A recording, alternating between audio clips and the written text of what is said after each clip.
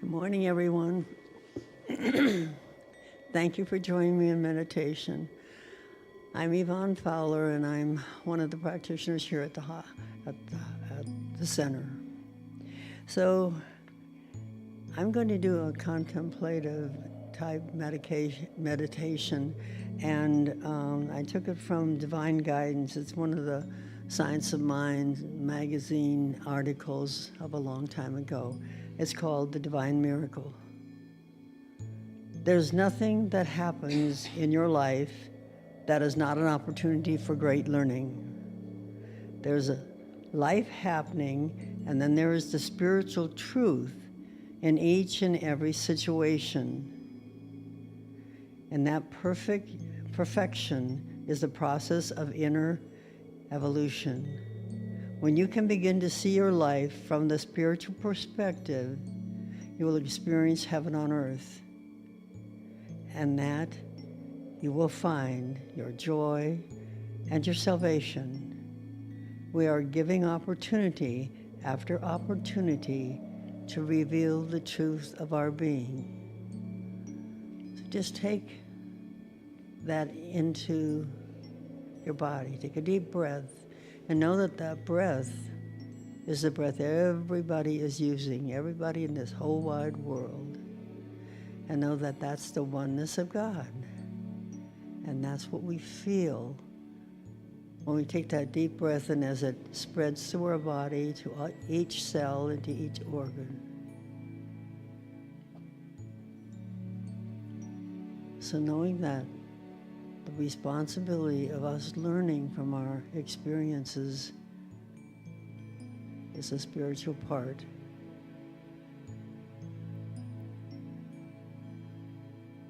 The divine miracle.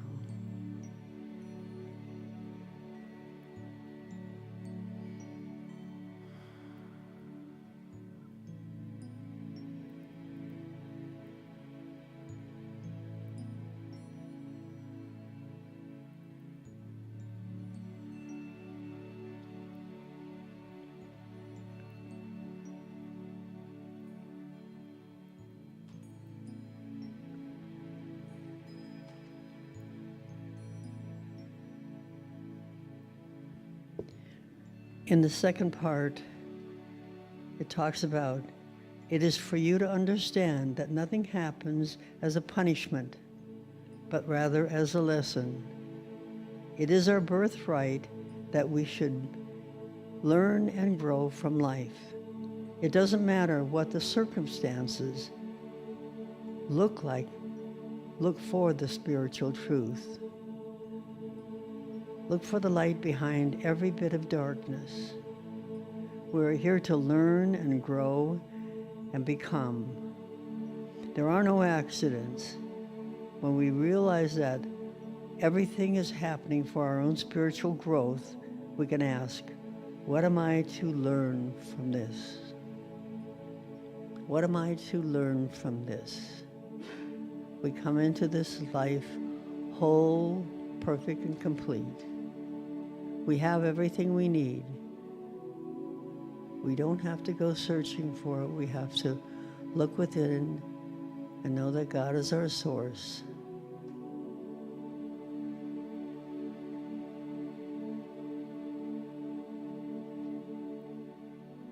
And learn from each experience.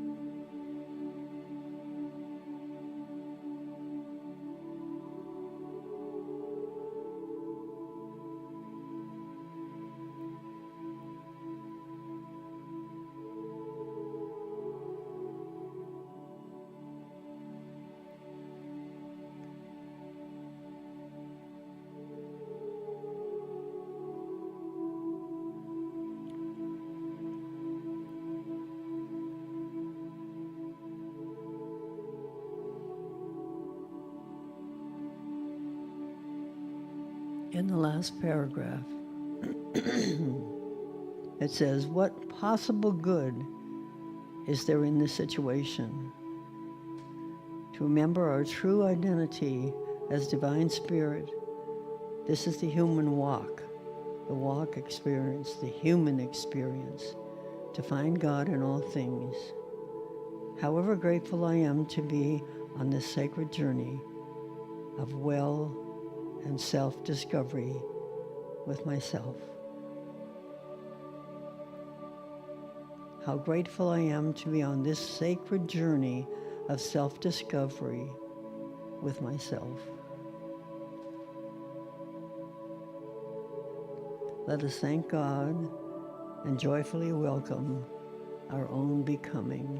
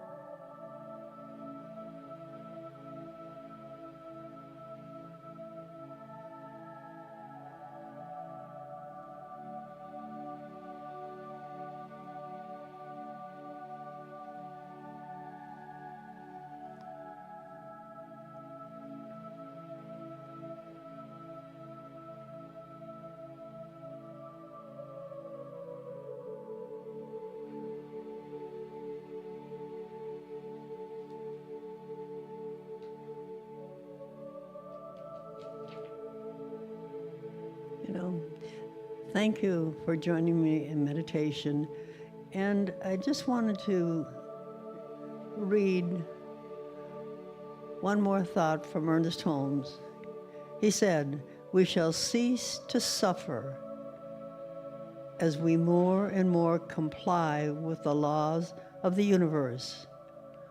All suffering is a result of some infringement of these laws." All that suffering. So maybe let's look for joy. Go back over these laws, the law of love and the law of the law, and take heart and change our mind. Thank you for joining me in meditation today. Service will start at 10 o'clock. Thank you.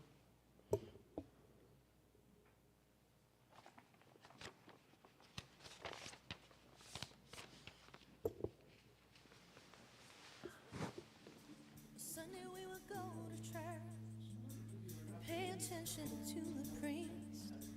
He would read the holy word and consecrate the holy bread. Everyone would kneel and bow. Today the only difference is everything is holy now. Everything, everything, everything is holy now.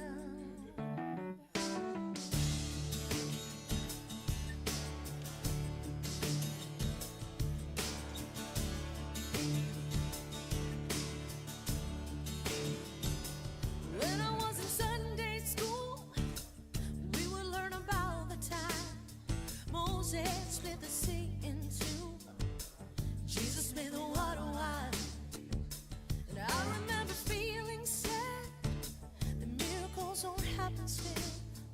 But now I can't keep track, 'cause everything's a miracle. Oh, everything, everything, everything's a miracle. Everything, everything, everything's a miracle. Yeah.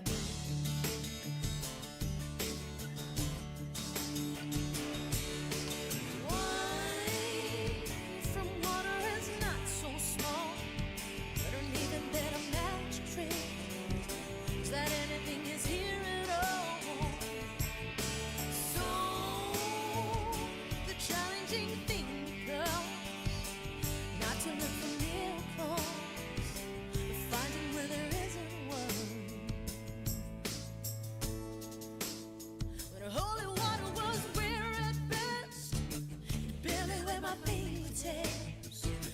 Now I have to hold my breath, 'cause I'm swimming in a sea of it. It used to be a world half there, heaven second rate hand me down. But I walked it with the reverend air, 'cause everything is holy now. Everything, everything, everything is holy now. Yeah. Everything, everything, everything is holy now. Yeah.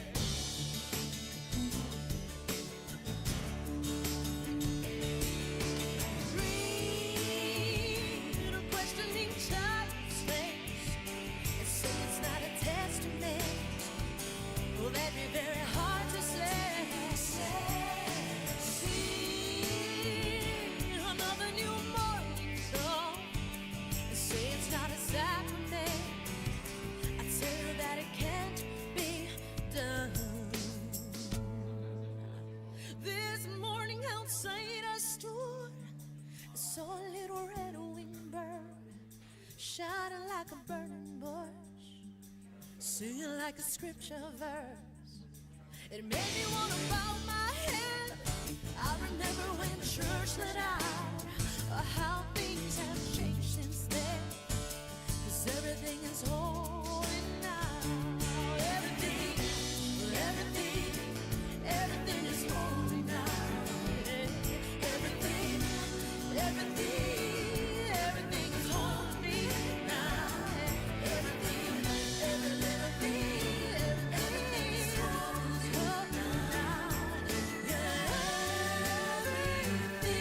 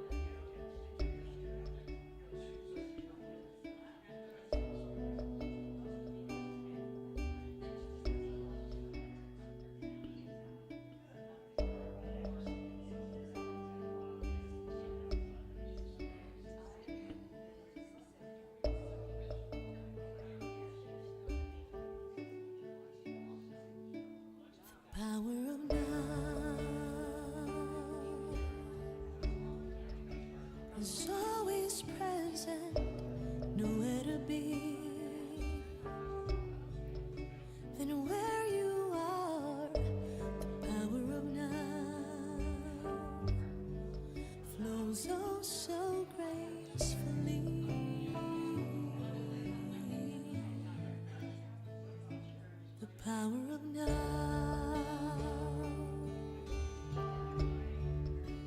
is always perfect, nothing to be than who you are. The power of now flows oh so easily.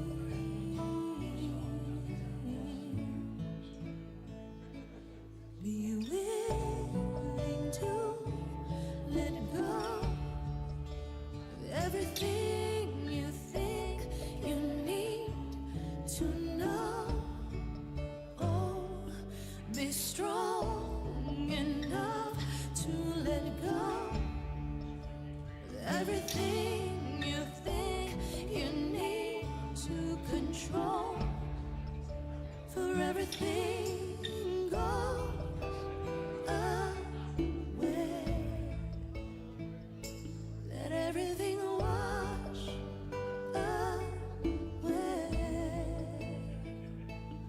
The power of love.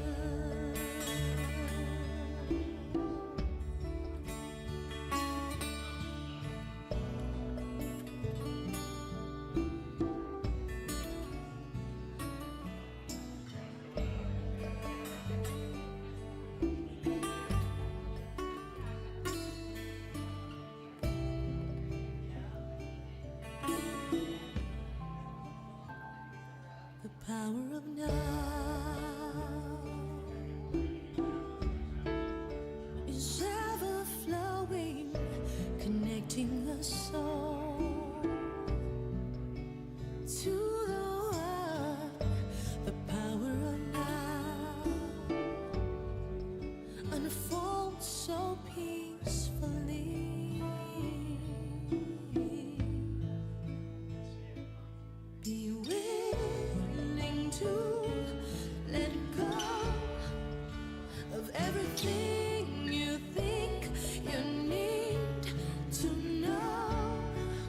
Oh, be strong enough to let go of everything you think you need to control. For everything goes away. Let everything wash away. The power of now.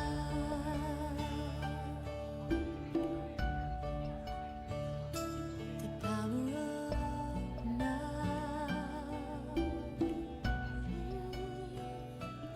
The power of now. The power of now.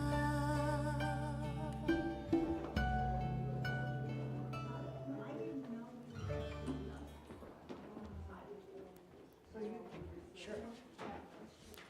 Snag it, yeah.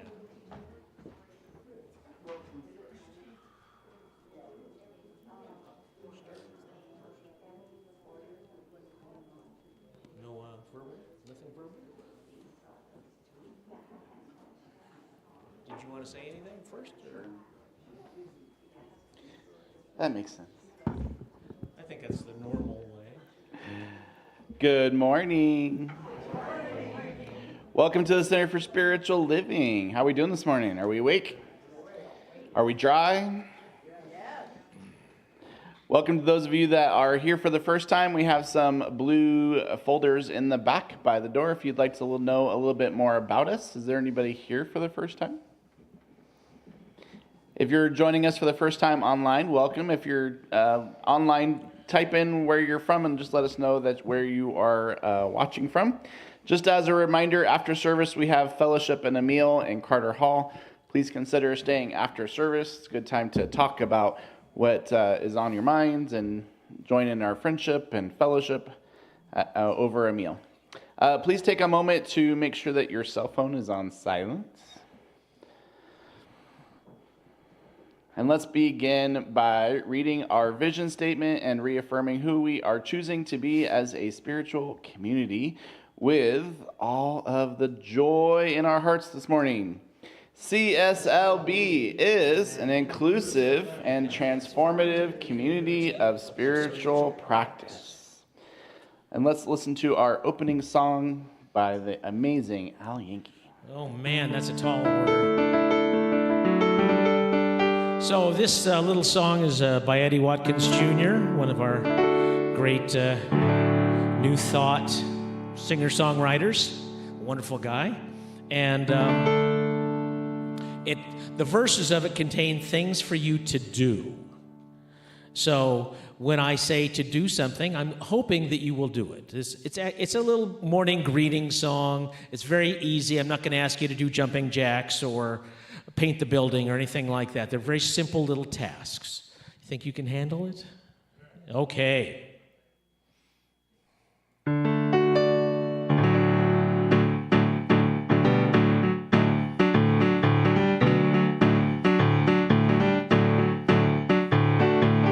Take a look at the person next to you. Say, God loves you and I love you too. Feel the love in the sanctuary. Lift your voice, repeat after me. We come together, we come together, we come together. In the name of love, we come together, we come together, we come together. In the name of love. Take a look at the person next to you. Say, I recognize the God in you. Feel the love in the sanctuary. Lift your voice, repeat after me. We come together, we come together, we come together. In the name of love, we come together, we come together, we come together. In the name of love, from every walk of life, every creed and color, in kinship we unite, in honor of the love of each other. Take a look at the person next to you. Say, namaste, I bow to you. Feel the love in the sanctuary.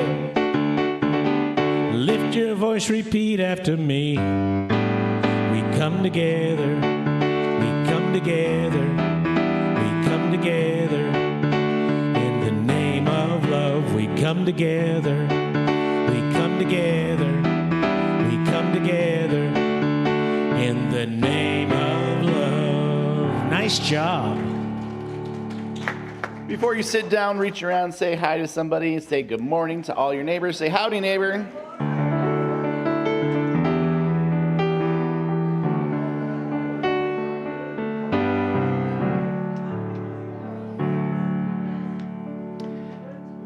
A couple of announcements for this week. Meditation will be moving to 9:45 starting the first Sunday in March. The Joel Goldsmith book discussion continues on Thursday. That's with me at Evonne's house.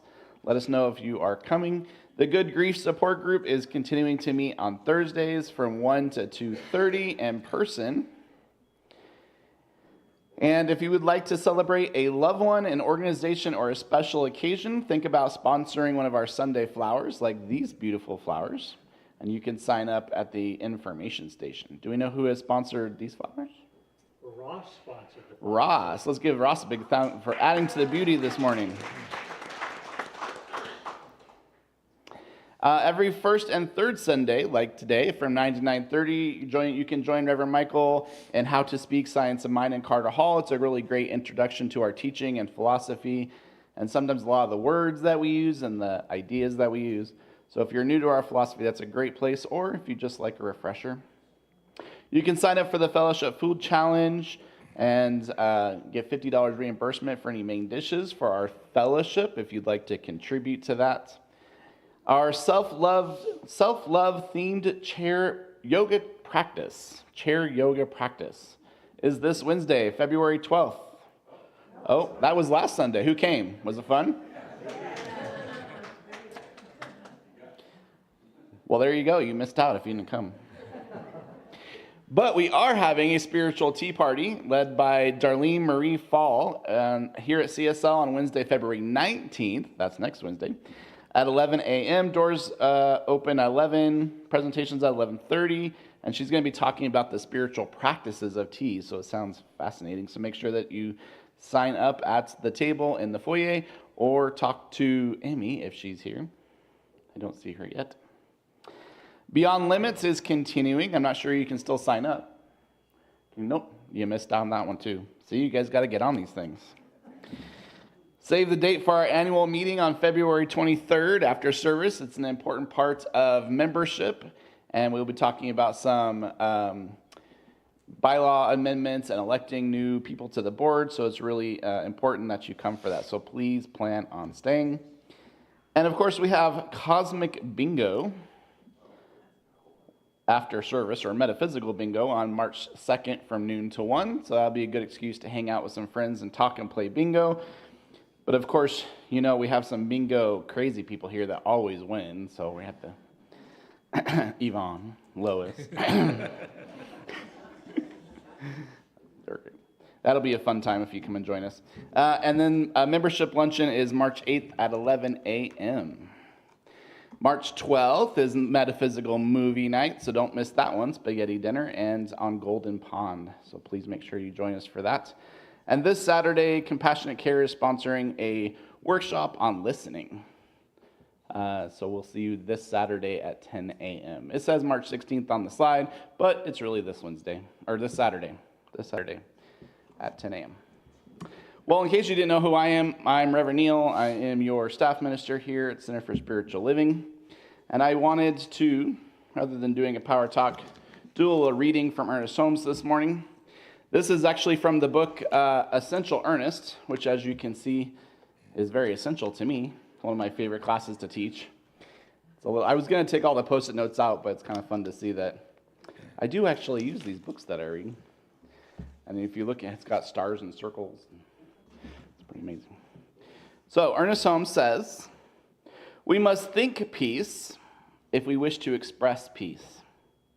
The mind that is always confused and distraught is not at peace. The mind that is continuously upset and agitated by the little petty things of life is not at peace. It is at war with itself. It is only when the individual mind ceases combating itself that it will stop combating others. We do not know when the first far-off divine events will transpire that shall heal the world of the wounds of war, the memories of ancient strife, and the anticipation of future struggle. All we know as individuals is that it is within our power to control our thinking, to do so in our own minds and thought, that we as individuals shall be surrounded by peace. Peace comes from the absence of fear, from a consciousness of trust, from a deep underlying faith that the absolute goodness and mercy, the final integrity of the universe in which we live, and every cause to which we give our thought, our time, and our attention. If we would have peace outwardly, we must first realize peace inwardly. Peace is greatly to be desired. Nations at war with each other destroy themselves. We in America hope and pray and wish and think and work that there shall be no more war, that peace shall come to all the nations. It is not in our power to control the thought of the nations. We only have the power to control, first, our own thought, and finally, through that, the thought of our nation. In a world tortured by fear and superstition, doubt and suspicion, we feel comparatively safe in the community of nations. But there is no final safety until all nations are at peace. We cannot compel peace in foreign lands. We can think and act and become peace at home, and in this way provide a lesson for all other nations. Those of us who believe in peace should work toward that end. Let us never forget that the very impulse of that movement and silent contemplation, the prayerful meditation, the sincere expectancy of our minds. Are we ready for peace? When the world is ready for peace, it will have peace.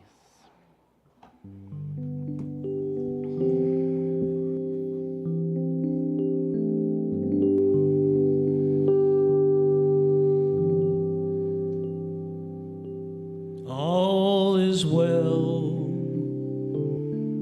and I am grateful. All is well, and now it's time to let it go. All is well, and I am grateful. Life is good, and so it is. I know that Spirit blesses and protects you. And I know that Spirit's kind and gracious to you. And I know that Spirit shines its light upon you. And is your peace. All is well, and I am grateful. All is well, and now it's time to let it go. All is well, and I am grateful. Life is good, and so it is. Life is good, and so it is. Life is good, and so it is.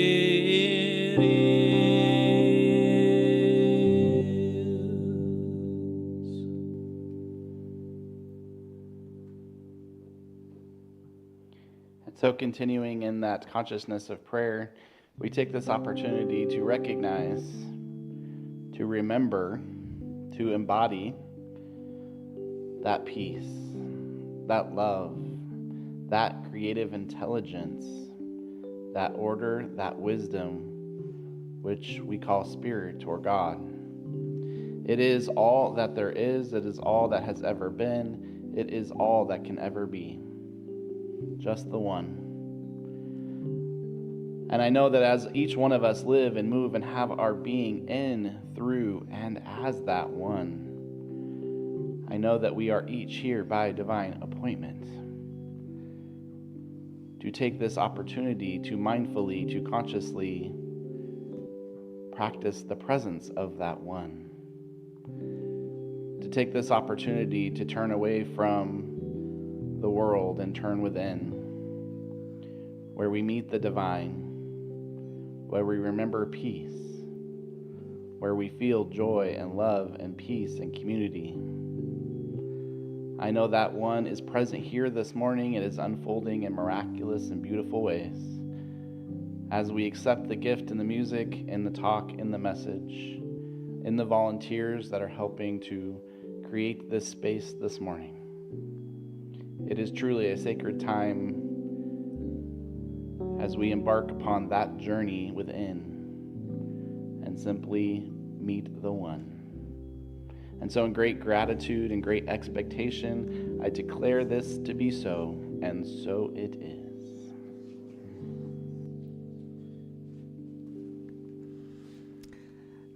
And so it is our appropriate words for today, because I had a talk title. And Al always asks Monday, Tuesday, Wednesday, can you give me your talk title so I can kind of key in the music to the talk title? And I gave him kind of mysterious talk title. And all week long, that intuitive voice came up saying, you need to email Al and give him a little more information because you've given him nothing to go on. And so I didn't email Al, because I had very little to go on until about 2 o'clock this morning when I really got into this talk and nothing was dropping in. And so Al said, when we chatted before service, he said, we're just going to know that Spirit has divinely guided this, that the songs I picked will empower your talk and empower the energy and enlighten us. And the music has been just been open to what it is. And it's I love the opening energy was marvelous, and I love the little bit quieter energy here. So we're bringing in that energy vibration. We're bringing in that sound. And one thing I love about music that it brings into a service, it kind of is that full spectrum, right? It's that full spectrum of music. It's that full spectrum of frequencies of vibration that unify all of us. So we come in separate vibrational energies. We're up, we're down, we're quiet, we're sad, we're happy. And I think music comes in and brings us all into kind of a melody. And I was writing my ordination, 10-page ordination paper yesterday, Friday and Saturday. And what I've learned in the process of my delay, not passing my panels 3 months ago, and in the process of delay, what I'd experienced. And I came to realize as I stayed in the moment from I don't want to do this 10-page essay to getting into it and just totally enjoying the process. Surprise, surprise. Totally enjoying the revelations of the experience I'd had the last 3 months. And totally in gratitude for the way it was all unfolding. Truly in gratitude. And I wrote a bit about my being an imposter, because Michael of 90 days ago would not have been in gratitude about a delay that I didn't think I had chosen. I would not have been in gratitude about mentoring week after week after week and doing paper after paper after paper when I already knew it. Why would I have to do it again? And I caught in the moment that I truly was in gratitude. And in the moment I didn't pass that ordination panel, Ross came up and said, "You passed, didn't you?" And I said, "No." And he goes, "Here we go again. I didn't pass my first ministerial panels. What is this about not passing panels the first time? What's going on here?" And he looked at me and he said, "You're in complete acceptance." And I went, "Yeah, it's okay. It is." I wasn't upset. I was contemplating. I was in complete acceptance of the way it was unfolding. And in that complete acceptance, I came to become aware that, and I've said it before, that all delays are spiritual relays. All delays are spiritual relays. It's allowing us to slow down so Spirit can catch up. It's allowing us to slow down so Spirit can catch up. Because sometimes we're moving so fast that to the left and to the right, and we're kind of jerky motions and this, that Spirit can't figure out exactly where we are or who we want to be or what to empower. And so in taking the time to be present with that review, I came to realize that I might be an imposter. You know, in the movies, the aliens come and take over our bodies, you know, and they replace our bodies with new souls and new ideas. And I thought, who is this imposter that's writing this journaling contemplative review? Because it's sure not me. And I came to realize that I wasn't an imposter. I wasn't an imposter. But what had changed for me was the posture I held. Was the posture I held toward accepting the way it is, instead of my prior posture of being resistant to it not unfolding the way I felt it should unfold. Unfolding according to Michael's timeline, unfolding according to my desires, unfolding according to, I want that piece of paper on my wall. Because when I get that piece of paper, then I'll be ordained, right? And I got that the whole process was a process of unfolding. And it was a process of unfolding to more fully becoming not the minister, that I step into on Sunday, but this remarkable being of presence. This remarkable being of Spirit's energy. And this remarkable being of being present to it all, in which I came to realize all is well. What was their opening song? All is well. Totally aligned with my experience. Will Rogers shared that if you give a man enough rope, he can spin himself any life he chooses to spin.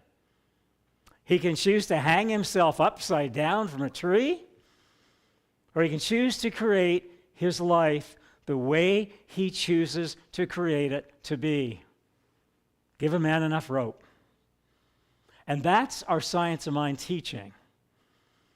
And we are teaching, we are not a preaching. We are a teaching of spiritual tools, of principles, of practices, and of prayers. And that by our willingness of accepting what is, our willingness of acceptance of the way it is transforms the way it is into exactly the way it should be for our highest good unfolding. And so I'm coming to experience. Isn't that great? Isn't that great when we come to experience life the way it is and we come to realize it's truly unfolding for our highest good?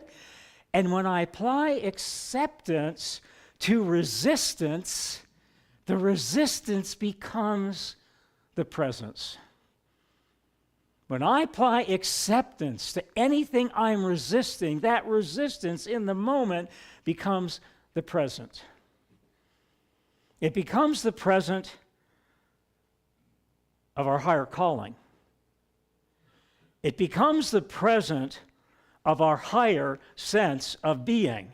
It becomes the presence of our higher sense of seeing beyond our greatest imagine. I don't know what your greatest imagine is, but I also know that your greatest imagine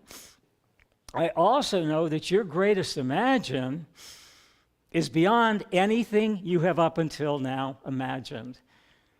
And I know that because my greatest imagine is beyond anything I've up until now ever imagined.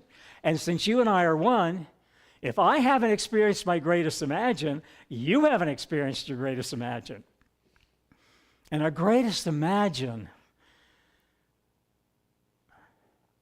enters that essence of what is when we come to accept that whatever our greatest imagine for our highest good is, Spirit has and is and will always imagine it greater than we could ever imagine it.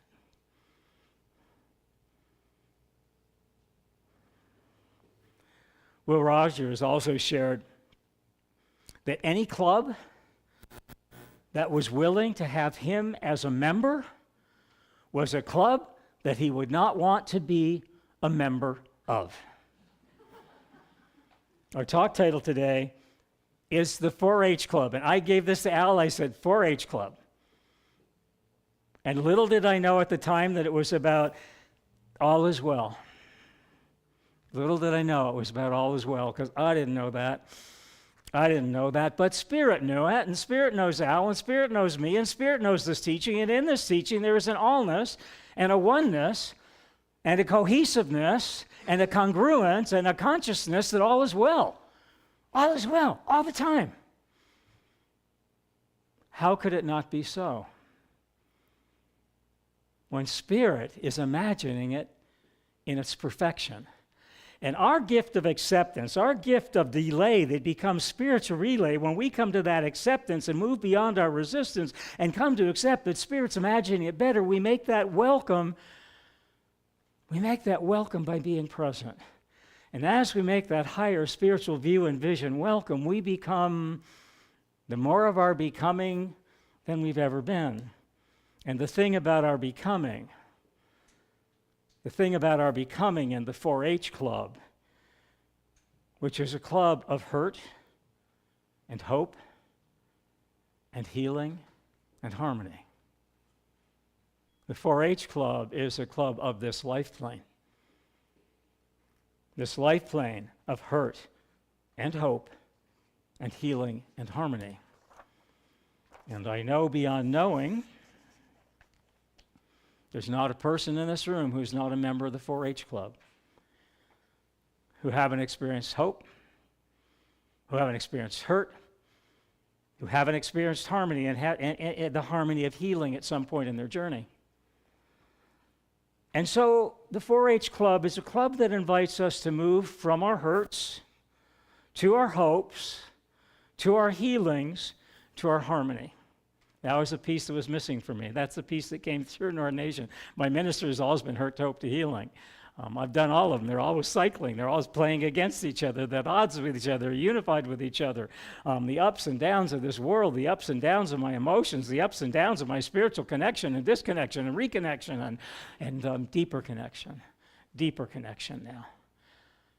And so the piece that was missing was, yeah, I've experienced hurt, and yes, I know how to move into hope, and I know that hope is the opening, it's the acceptance that allows any resistance to healing take place, but what piece was missing for me was the harmony. And that dropped in during ordination, that piece, the harmony that unites us all, that harmony that unites us in that music of oneness, that harmony that unites us with all of the flowers and all of the plants and all of the animals. It unites us in a way that we no longer see our compartmentalized self. We talked about this, I think, in class the other day. Our compartmentalized self, all of a sudden, the compartments of our life, the compartments of our emotion, the compartments of our spirituality, the compartments of the reality we're living, all of a sudden, the compartments become part of the whole. Each part of us, our body, our mind, our spirit, our thoughts, our words, our actions, our hopes and our dreams and our passions, they unify. They unify. They unify in a way in which we see things forever in a different way. And I was sitting here as Neil was doing his beautiful prayer work and his beautiful announcement work today, and I was looking at the backside of these flowers. And they are so beautiful all the way around. And I wondered if they were as beautiful from the front as they were from the back, and if they were as beautiful from the side as they were from the back or the front. And they are. They're just as beautiful no matter what angle you look at it. It doesn't matter what angle you look at the flowers from. What matters is the perspective you see them from. It's not the human angle you see them from. It's the spiritual perspective in which you be one with them. You know, it takes me to the story of the butterflies. Butterflies are so beautiful, and yet they can't turn their head, and they can't see how beautiful they are, right? And I think that's so true of most human beings. We can't see how beautiful we are because we only see our parts. The part of financial stress, the part of my hair is thinning, the part of my waist is expanding, the part of my 34 jeans don't fit anymore, the part of I can't buckle my belt anymore, the part of there are more lines in my face, right, day by day. But when we accept all of those parts as part of who we are, when we accept, and we come to reflect, we come to realize that this wonderful light of love is not without. This wonderful light of love is within. And the book of Isaiah speaks to this light of love that we are, this lighthouse of love that we are. The book of Isaiah in the Hebrew Bible or the Old Testament of the Christian Bible contains prophecies. It contains prophecies. It contains prophecies about how to live. It contains prophecies about the way to be with ourselves. And it contains prophecies about the way to be with others. And the prophecies that it contains is that the way to be with others is the way we get to be with ourselves.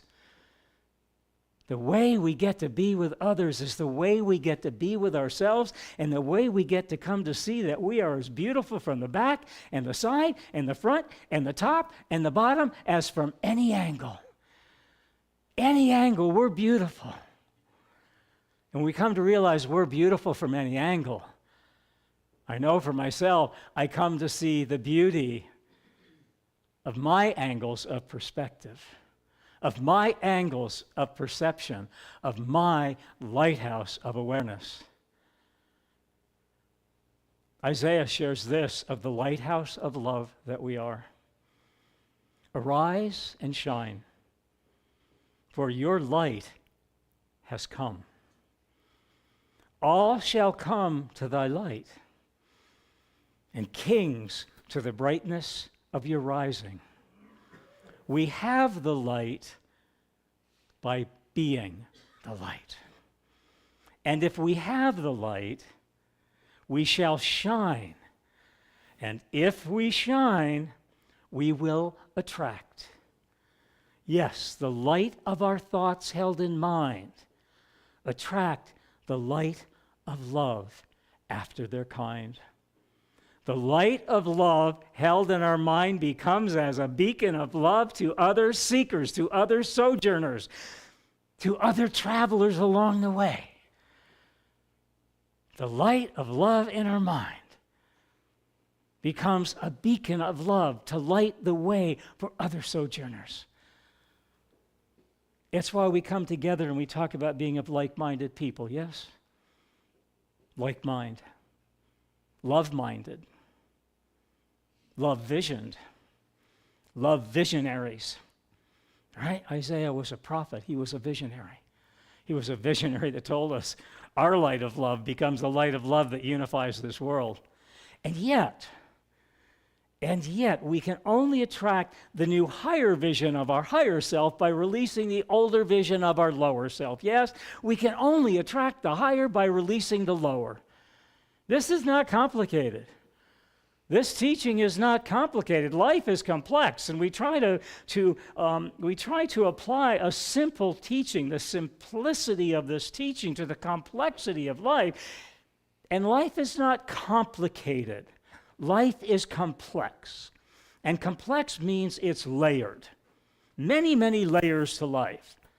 And so we can only attract the new higher perspective, our wholeness, our vision of all parts as one, the roundness of this flowers, the harmony of the music surrounding our individual vibrations, and bring you into that symphony of oneness of the light of love, the lighthouse that we are. But we can only attract the new higher by releasing the old lower. We have to release the older of the glass or the glasses of our perception, yes?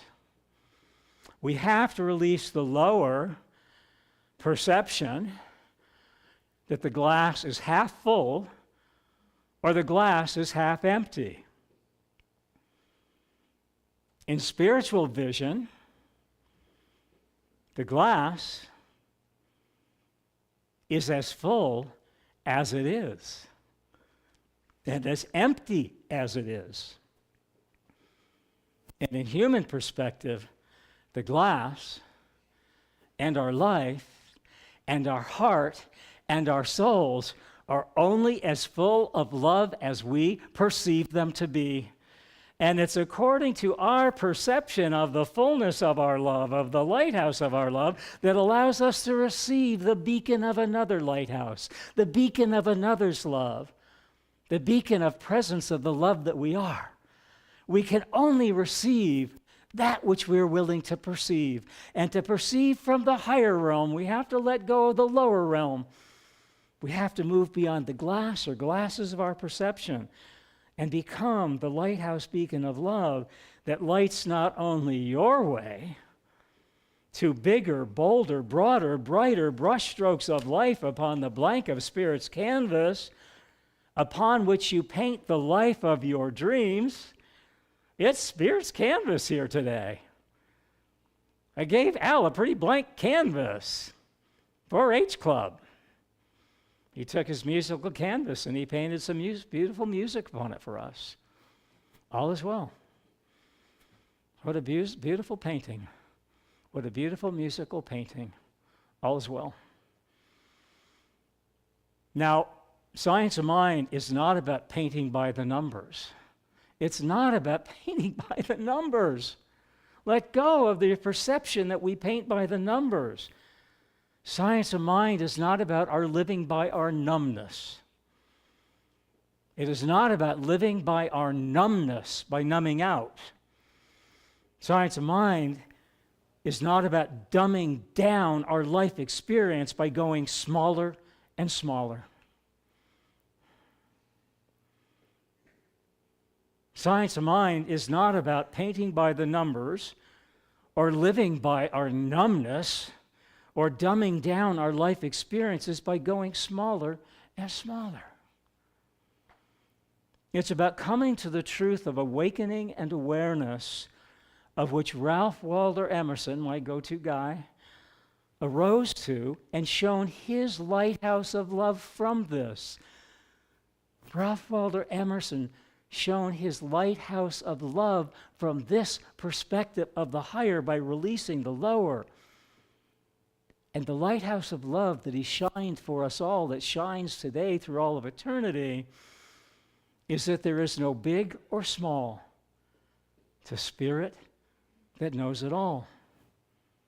In his book, The Big Leap, Gay Hendricks shares this: if we are to transcend the smallness of our perceived limits and thereby receive the allness of Spirit's gift, we must be willing to come from an undefended openness to learning. An undefended openness to learning. And thereby, we move from the fog of our fears into the clarity of our exhilaration of living our life beyond the hurt of our isms. Right? The 4-H Club. Moving beyond the hurt of our isms. Yes. Beyond the hurt of our alcoholism. Beyond the hurt of our perfectionism. Beyond the hurt of our workaholism. Beyond the hurt of irrational nationalism. Beyond the rationalism of denialism. Beyond the hurt of unconscious capitalism. You know, as I was journaling these past few days, I came to realize that when a nation comes to love money too much and people too little,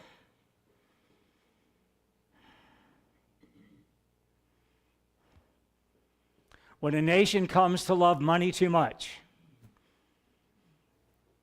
and people too little, that nation is going in the wrong direction. The wrong direction.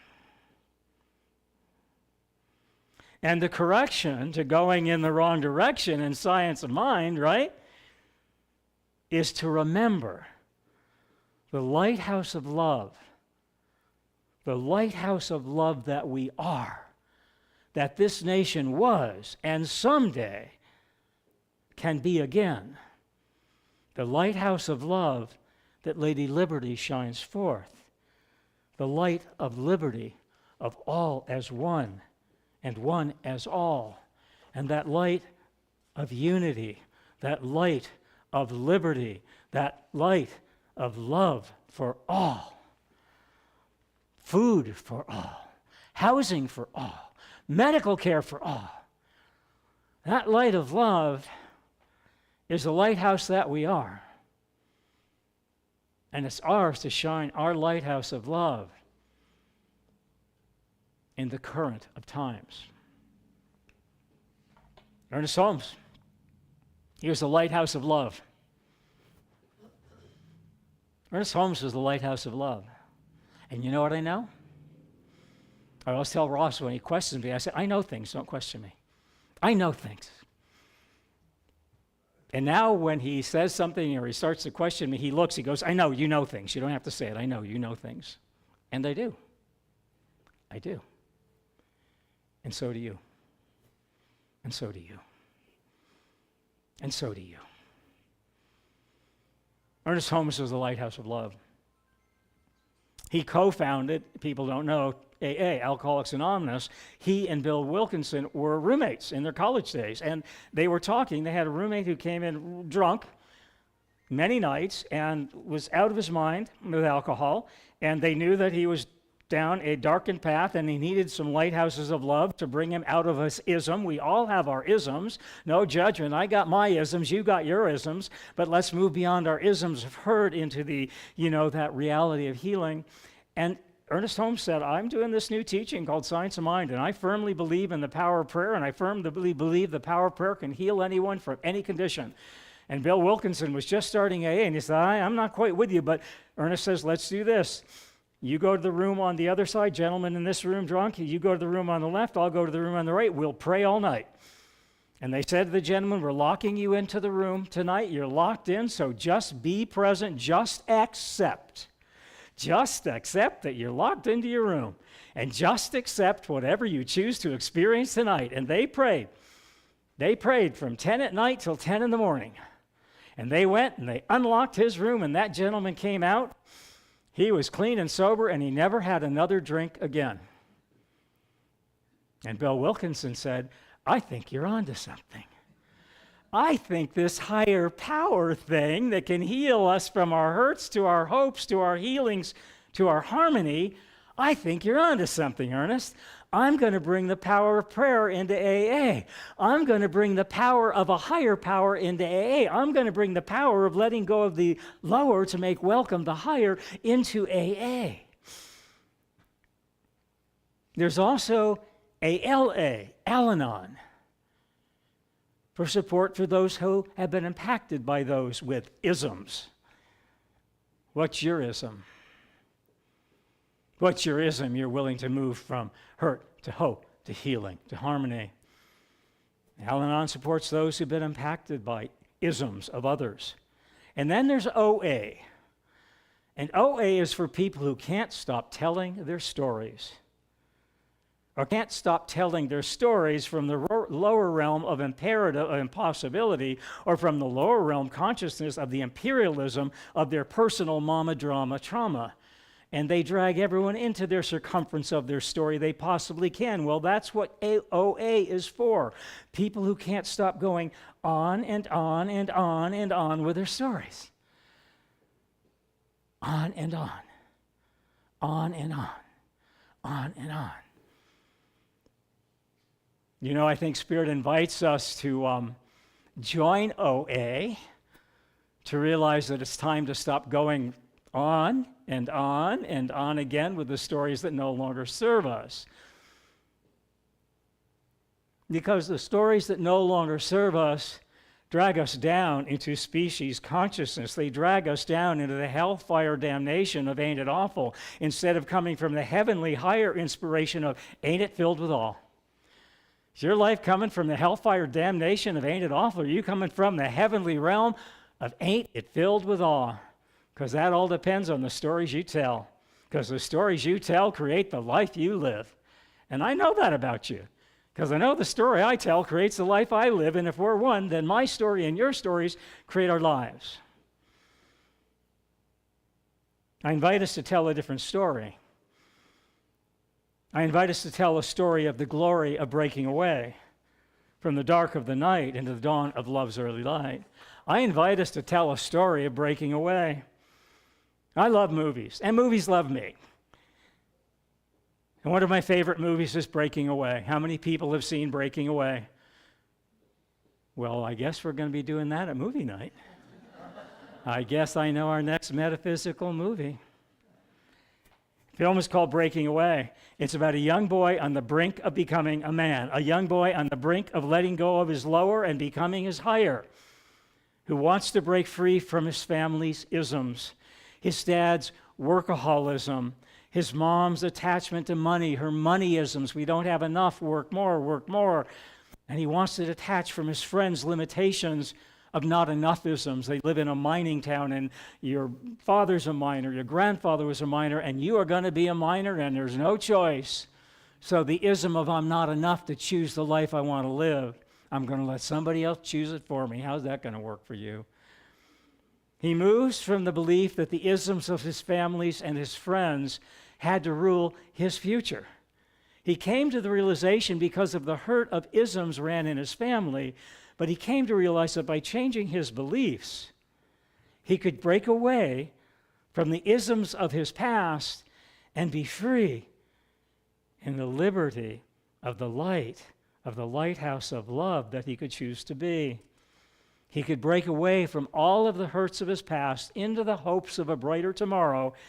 And it's time for all of us to stop saying, oh, these isms run in my family. And it's time for us to start saying, this is where the isms run out. It stops with me, because I'm going to see from a higher realm of perspective. I'm going to see I'm beautiful all the way around, from top to bottom and left to right and side. I am beautiful. And if you can't see that I'm beautiful, it's only because you can't see you're beautiful. The only people who can't see the beauty of humanity is because they can't see the divinity within themselves. If you can't see me as a divine presence, if you can't feel my divine energy, if you can't feel the lighthouse of love that I am, that's not because of me. It's because of your unwillingness to see the lighthouse of love that you are, the beauty of God's presence that you are, the passion of God's purpose that you are, the possibility of God's potentiality that you are. When you move beyond your isms and come from the liberty of seeing from a higher perspective, the higher perspective of love's light. And that's our Science of Mind principle today. Love's light. It's our Science of Mind principle. Pretty good teaching that can shine the light house of love from Ernest Holmes to the left of you and Bill Wilkinson to the right of you in a room that you're not even in, and you're in the middle room and you're healed of alcoholism. Pretty powerful teaching about the lighthouse of love that we are. The power, the healing power, the presence of love that is the absolute truth of the presence of love. It will heal every condition. It will heal every short circuit of consciousness. It will heal any ism of your lackism, your lack of creativity, that ism. If you will apply acceptance to who and where you are, to the resistance to the divinity within you, the resistance will fall away, and that presence, that lighthouse of love that you are, will come forth. You know, there's a book of essays, and one of the essays is by Barbara Kingsolver. And the book of essays is called Essays from Now or Never. Gotta love that. Essays from Now or Never. And her essay in the book is called High Tide in Tucson. How many have heard the story of High Tide in Tucson? We got to get that book and do a book study on it. High Tide in Tucson. It's about moving from the lower of our consciousness into the higher of our consciousness, moving from the lower wattage of our beacon of light to our higher wattage of beacon of light. It's about moving from the lower of discord into the higher of heavenly harmony. And this is the story of high tide in Tucson. Now, I don't know how many of you know, but Tucson is not an oceanfront destination. However, with the earth tremors we're having, I know real estate people are saying, buy in Tucson, you'll have oceanfront in 20 years. Tucson is not an oceanfront destination, but you know what Tucson is? You know what Tucson is? It's an ocean of consciousness. You know what Beaumont is? We're not oceanfront, not yet. We're an ocean of consciousness. You know what you are? You're an ocean view. You're an ocean view to the ocean of consciousness that is before you. You're an open view to the consciousness that I am. I'm an open view to the consciousness that you are. Open your windows, open your mind, open your spirit to the beauty of the ocean of consciousness that you are. Tucson is not an oceanfront destination, but it is an ocean of consciousness. The story is the story of high tide in Tucson. It's the story of Barbara who went on a vacation to the Caribbean. And she loved to dive, and she loved to snorkel, and she loved to walk the beach. It's her thing. She was a beachcomber. She describes herself as a beachcomber, looking for beautiful shells and things in the morning. She picked up a shell that was beautiful, put it in her luggage, packed to go home, got on the plane, got home, didn't unpack her luggage for a day or two, unpacked her luggage, took that beautiful shell out of her suitcase, right? Took that beautiful shell out of her suitcase, and she's now living in Tucson after an oceanfront vacation, and a tiny crab crawls out of the seashell. It had hitchhiked on the plane. It had stayed in its friendly environment of that shell until it felt safe enough to come out. Yes? How many of us are hiding in the shell of not enoughness, in the shell of our isms, of hiding from our pain rather than accepting and working through them? And this crab, after a couple days in the shell and the suitcase, crawled out on her dresser. She went down to her local aquarium shop and bought an aquarium and set up an environment that was friendly to that crab. Replicated the environment of sand and ocean and seaweed and whatever, and she replicated a safe environment. The crab flourished, was eating, was drinking, whatever crabs do, whatever flourishing is to a crab. I don't know. I don't remember being a crab. We've probably been one, but what I do remember about crabs, this is not in my talk, but it is now. My mom loved soft-shell crab. And it's only seasonal. It's a very short season on Long Island where the crab sheds its older shell, its hardened shell, and it's in that newness of a soft shell. And I didn't like them, but you eat the whole shell, the whole crab in the shell, because it's so soft in the newness of its shell.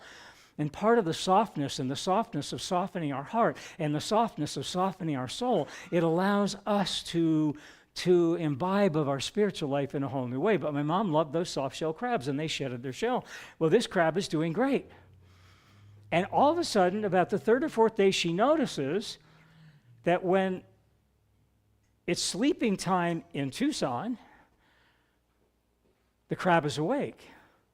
And it's when it's time to be awake in Tucson, the crab is sleeping. And he said, well, this is weird. Why isn't it adopted to my timing cycle of Tucson? Sun goes down, you go to sleep.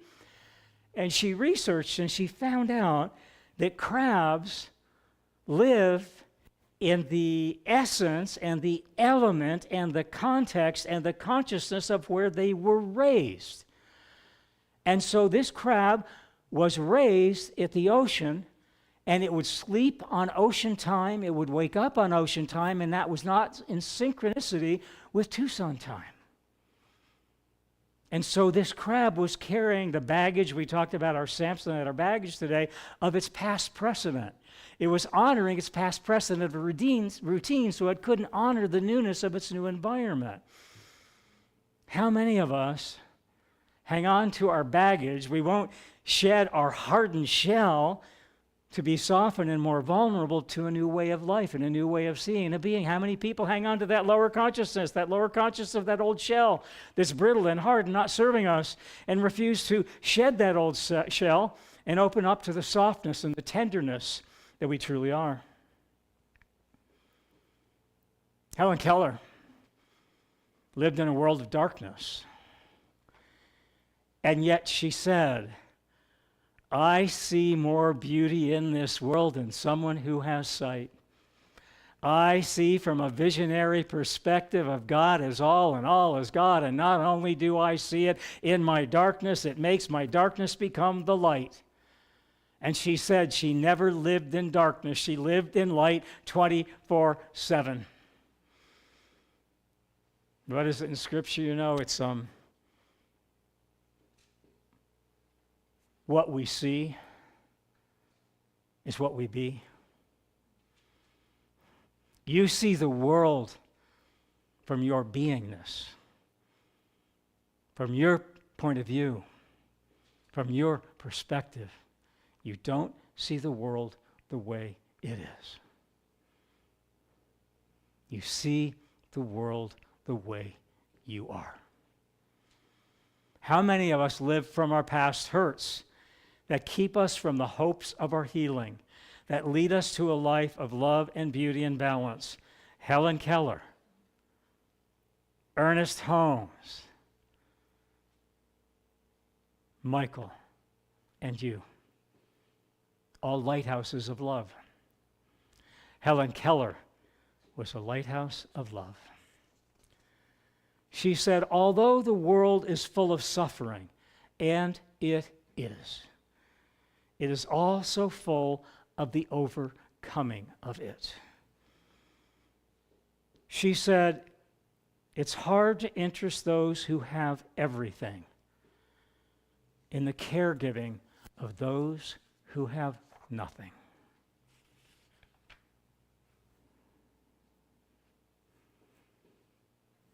It's hard to interest those people who have billions and billions and billions of dollars to become interested in those who don't have a penny to their name. And so we'll end with this affirmation today. We'll end with this affirmation.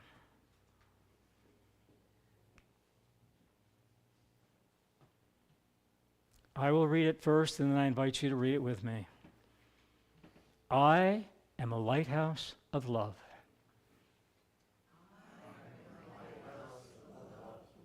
I am a beacon of love. I am the light of love that heals this world.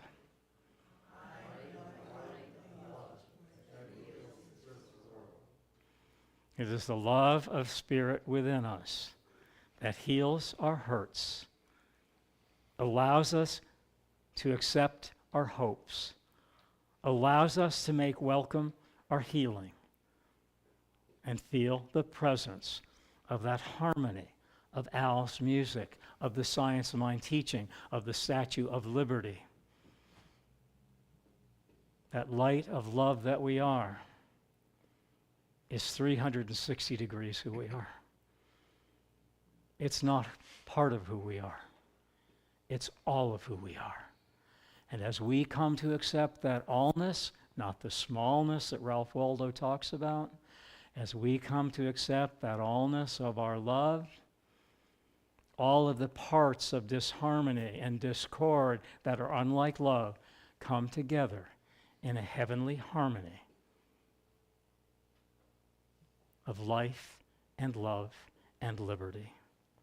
May liberty of love shine bright this day, in this nation, in all nations. And so it is.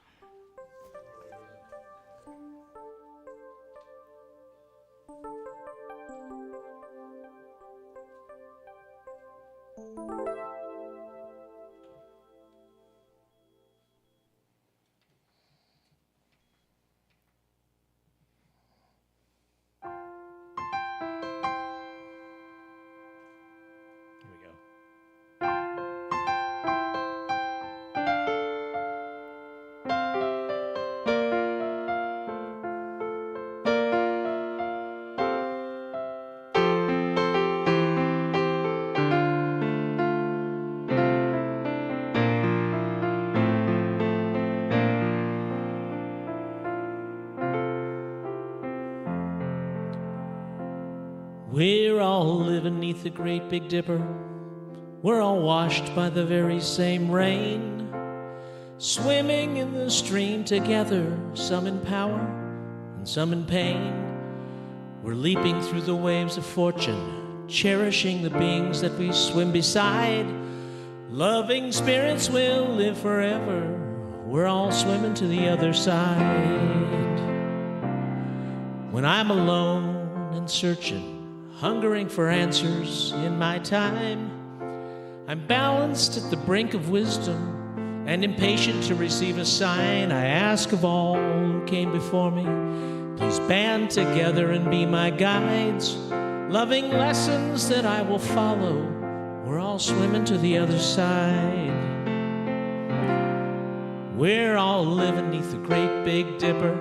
We're all washed by the very same rain, swimming in the stream together, some in power and some in pain. We're all leaping through the waves of fortune, cherishing the beings we swim beside.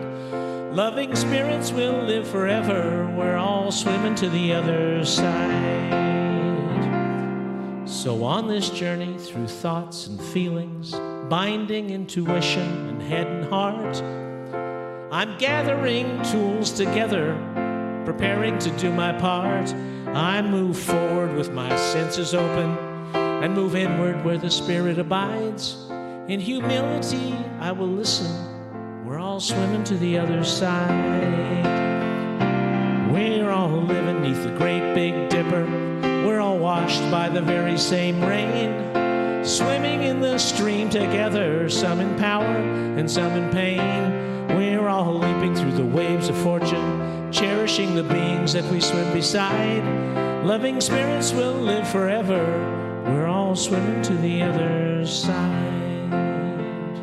So when we get there, we'll discover that all the gifts that we've been given to share have been with us since the beginning, and we never noticed they were there. Sometimes we balance at the brink of wisdom, thinking that we need to hold on tight, but releasing in sweet surrender gets us swimming to the other side. We're all living neath the great Big Dipper. We're all washed by the very same rain, swimming in the stream together, some in power and some in pain. We're all leaping through the waves of fortune, cherishing the beings that we swim beside, all engaged in one endeavor, one in spirit, one together, one in love and one forever. We're all swimming to the other side.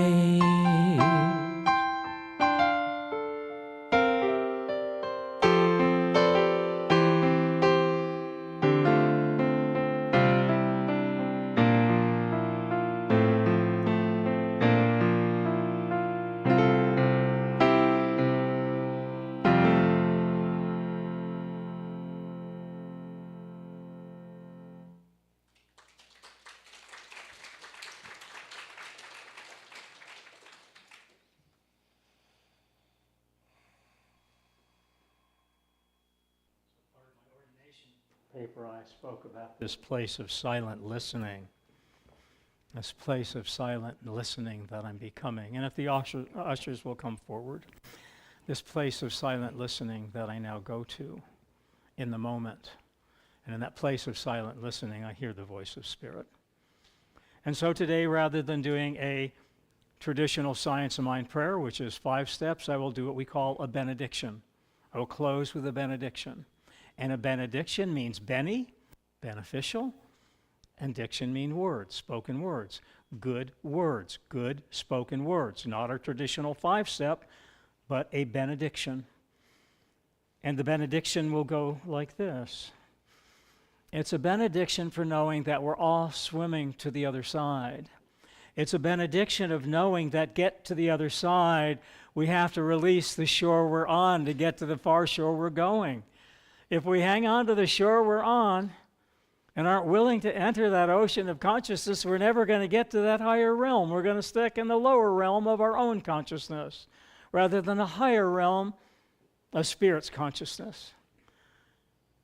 And so, yes, we're all swimming to the other side.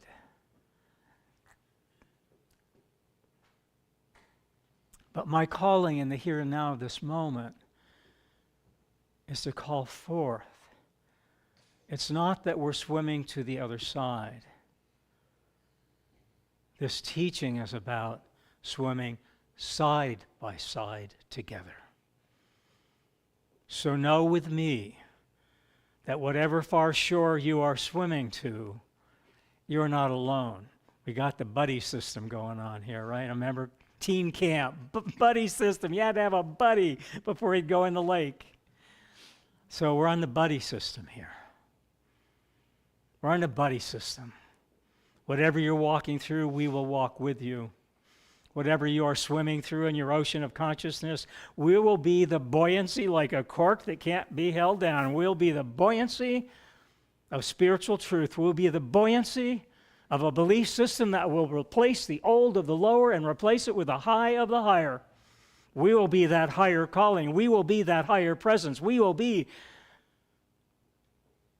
that higher state of consciousness. And when you can't be it, we will be it for you. And there are times at this center, trust me, we cannot be it for ourselves, and I will ask that you hold that high watch of love and swim with us. It's not about swimming to the far shore. It's about swimming side by side by side through life together. Today, Al swam side by side with us. Ernest Holmes swam side by side with us. Helen Keller swam side by side with us. Side by side in the high tide in Tucson. The ocean front is the ocean front of the vista of the ocean of consciousness before us.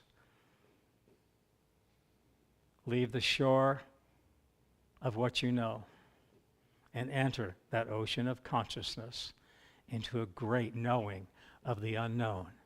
But knowing in the unknown is a person you've always wanted to meet, a person you've always wanted to see, that person and that becomingness of the lighthouse of love that you are.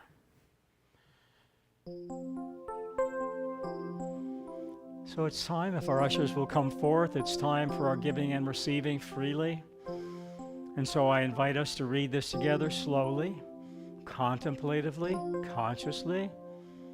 I give and receive freely and generously with an open heart and an open mind. The universe responds to me in kind. I know that my beloved community is richly blessed, and so it is. Thank you for giving.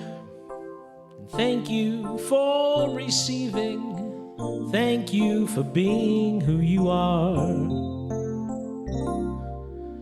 Thank you for breathing. Thank you for believing. Thank you for being who you are. The universe is flowing with love that's ever growing. And you are the vessel of that love. So thank you for caring, and bless you for your sharing. Thank you for being who you are. Thank you for being who you are.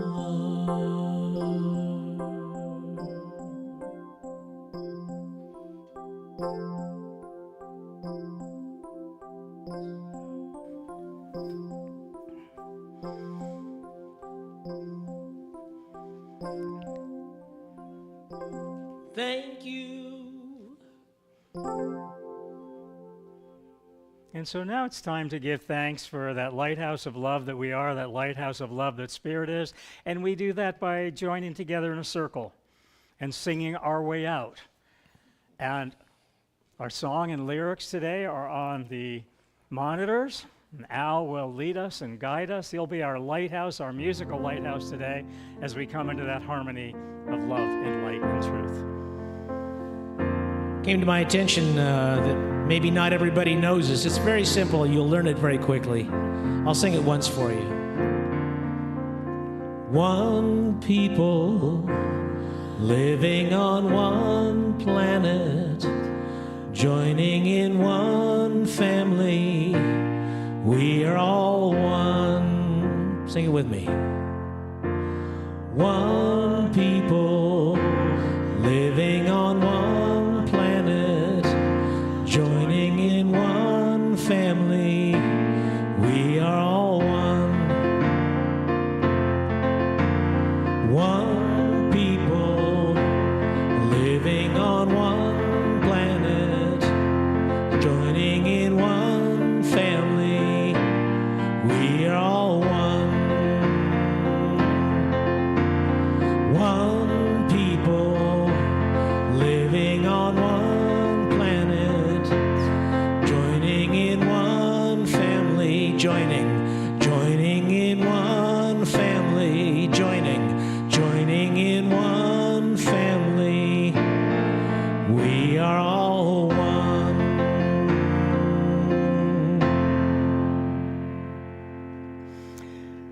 And so we are knowing that something wonderful happened at CSL Beaumont today. And that something wonderful is each of us and all of us in our own way came closer to the realization of the lighthouse of love that we are. We came closer to accepting that we are that lighthouse of love, and that we allow our lighthouse of love to shine brightly in us, through us, around us, above us, below us, 360 degrees. And as we become that lighthouse of love and shine that light in all directions, we know that everything comes together in harmony. Everything comes together in synchronicity. Everything comes together in the unity of that power of that thing called love. And together I invite us to say. And so it is. Lunch in Carter Hall, prayer work over here with the practitioners. Thank you for being here today.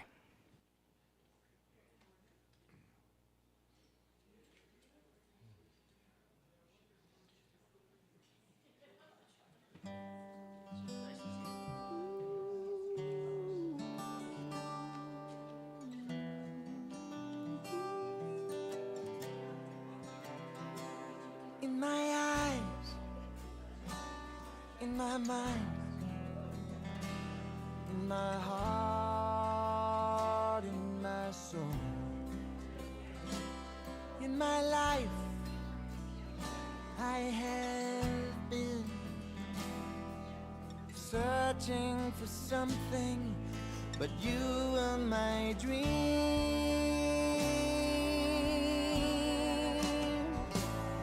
You're perfect, you're golden, you're light, you're love. You're perfect, you're golden, you're my light, my love. When I breathe, when I swallow, caress I feel.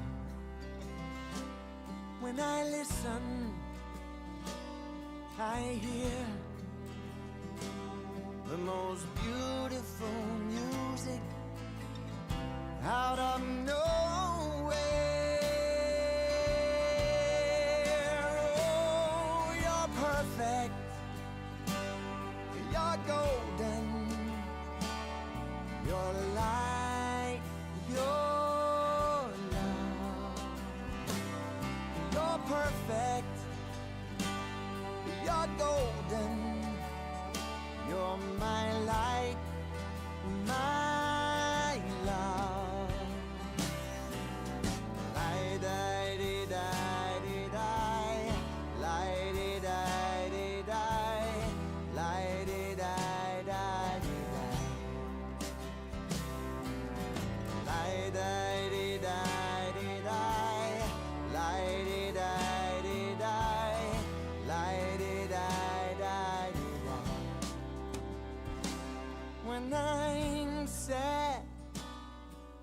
dark,